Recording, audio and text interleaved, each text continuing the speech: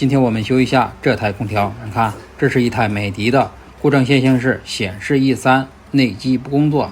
你像美的空调显示 E3 呢，一边表示内风机失速造成的。你看这个内风机没转，这时候我们用手拨动一下这个风轮，也挺顺畅的，稍微的有一些剐蹭的感觉。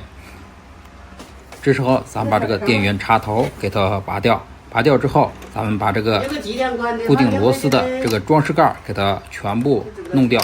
弄掉之后，咱们把这3条螺丝全部给它卸掉，把这个外壳给它打开，我们检查一下内部。卸掉这螺丝之后，咱们用手轻轻的往上一撅这个外壳，看，嘎巴一下，这个外壳我们就轻松的拿下来了。这时候咱们给它通上电源，再试一下机。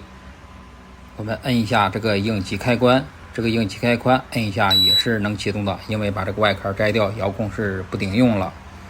好，我们感觉这个风机还是没有任何反应，我们重复摁一下，这是我们磕的这个线路板，你看起来了，哒哒哒蹭着外壳。你像这种情况下，我们必须把这个先给它解决一下，看是否能恢复正常。我们先端掉电源，你看，主要是这个风轮蹭这个根部。这时候咱们找一个叠好的这个纸片，给它塞入这个电机下边，让这个风轮往上起一下，这样就不蹭了。你看，我们用一个螺丝刀，把这个电机给它垫高一些，你再看是不是这个风轮现在就不蹭了。再接下来咱们找一个热熔胶棒，把刚才垫的这个纸和外壳给它粘一下，也就是说再给它固定一下，这样比较结实。这时候咱们再给它通上电，试一下机，看能否恢复正常，也就是说这个 E3 能不能解决。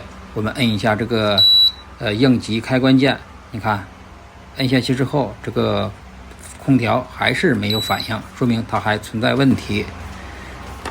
好，刚才又花了点时间把这个风机电容我给它拆下来了。你看，这是一个 1.2 微瓦的。接下来我们测量一下它是否还有容量。你看，我用腕表测量它的容量，还有 0.8， 容量已经严重不足了，说明它已经失容了。